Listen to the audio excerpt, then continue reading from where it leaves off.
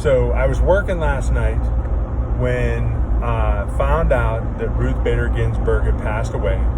She's the second female Supreme Court justice appointed. I thought that she might have been the third.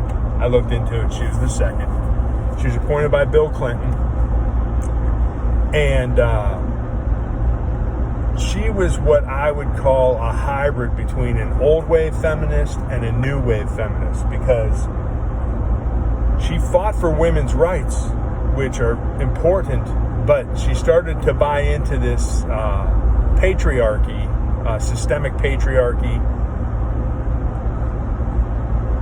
theory, right? This critical race theory stuff that's going around that is promoted by it's a political ploy to divide and conquer, and it's a communist plot. You just have to look at what Black Lives Matter stands for in their own statements.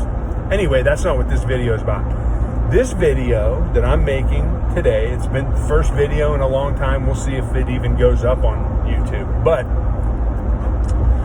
I'm making it now because I didn't get a chance. I tried to talk to my friends a little bit last night about what that means for this election, the passing of Ruth Bader Ginsburg from metastatic pancreatic cancer on September 18th, 2020.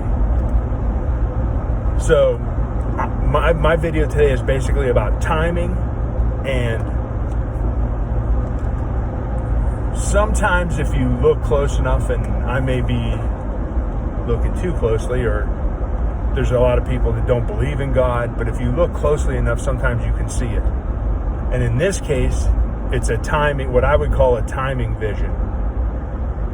So essentially, what I'm trying to get at is I'm trying to make the point that I believe, that I think I, could possibly partially substantiate, maybe not, whatever. But in my opinion, this election is definitely about, how do I want to put this? Golf, Oscar, Delta versus Echo, Victor, Indigo, Lima. Okay? These are definitely interesting times, as the Chinese would say. And in this instance, the timing that I'm talking about, I'm on my way to work on Saturday morning on my wife's birthday, September 19th. Happy birthday, honey, if you watch this. So basically what I'm trying to get at is that there were a lot of people on the left when Antonin Scalia passed away, stating that it was an act of God, and that Obama needed to appoint a new Supreme Court justice. But the timing was off for them. They had a Senate controlled by the Republicans, and so they put somebody up, and there was no way that guy was ever going to pass. There was no way that guy was ever going to become a Supreme Court justice. No matter how much they talked about him in the media, the Republican Party that was in control of the Senate at the time refused to appoint this guy. And it, caused a whole bunch of hullabaloo and, chaos. But they put somebody up. So they said that was a divine intervention. If you look into it, though, like I said, there was no autopsy. In my opinion, I think Antonin Scalia was probably murdered in that hunting cabin. What were the circumstances? Iffy at best, right? They were, what was he doing there with the people that he was there with?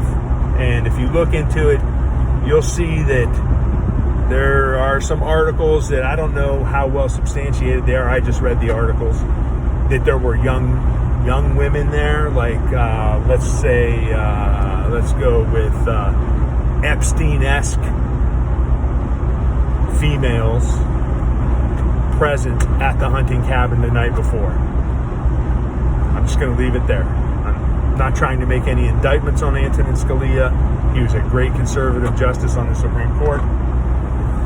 And this video is not to defame or deplatform or in any way slight Ruth Bader Ginsburg or anyone in her family. I'm just talking about the timing of the situation. So you have Antonin Scalia dead. They can't get anybody appointed. But in 2009, Ruth Bader Ginsburg was diagnosed with early pancreatic cancer, which became progressive, and she passed away of late stage, actually metastatic. The cancer had spread, pancreatic cancer. So that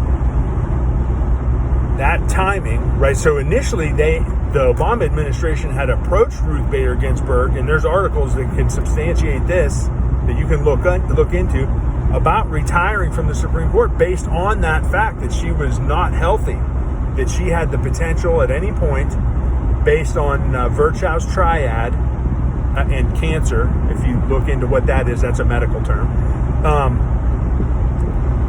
She could pass away at any time.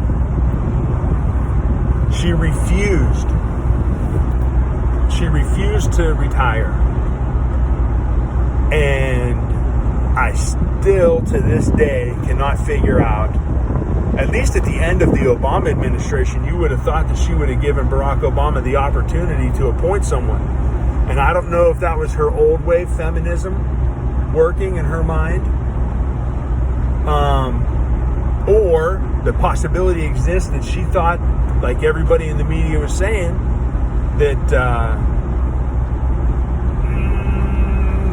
Kilo, Indigo, Lima, Lima, Alpha, Romeo, Yankee was going to win the election. So she might have thought that, and then she would have retired then. But as the timing has panned out, she has passed away in an environment that it's supposedly, she said on her deathbed to her granddaughter, make sure Trump doesn't appoint somebody before he loses this election, or something like that.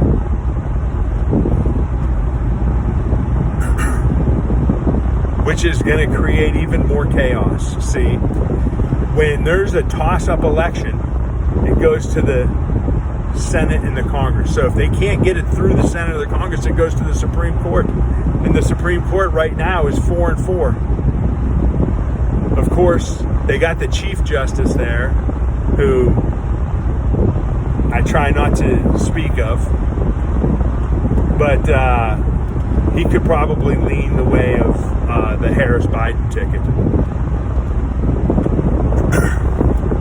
Anyway, so the timing here is such that we have the most forceful Republican president, the most American Republican president that we've had since Ronald Reagan, and maybe even since the first Roosevelt, who is an American and believes in America and the Constitution, with the opportunity now to appoint his third Supreme Court justice. His third Supreme Court justice, which would sway the court in an opposite direction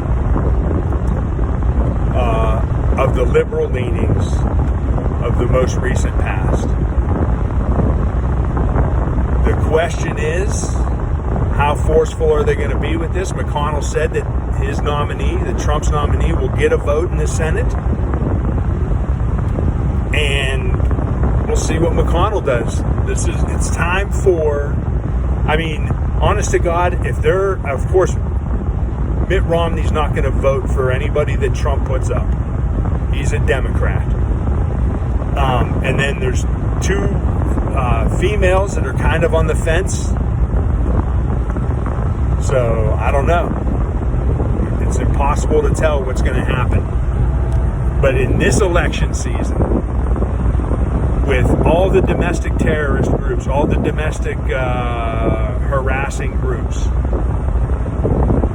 out there, in this election, Ruth Bader Ginsburg has passed away and essentially thrown gasoline onto the fire of this election season.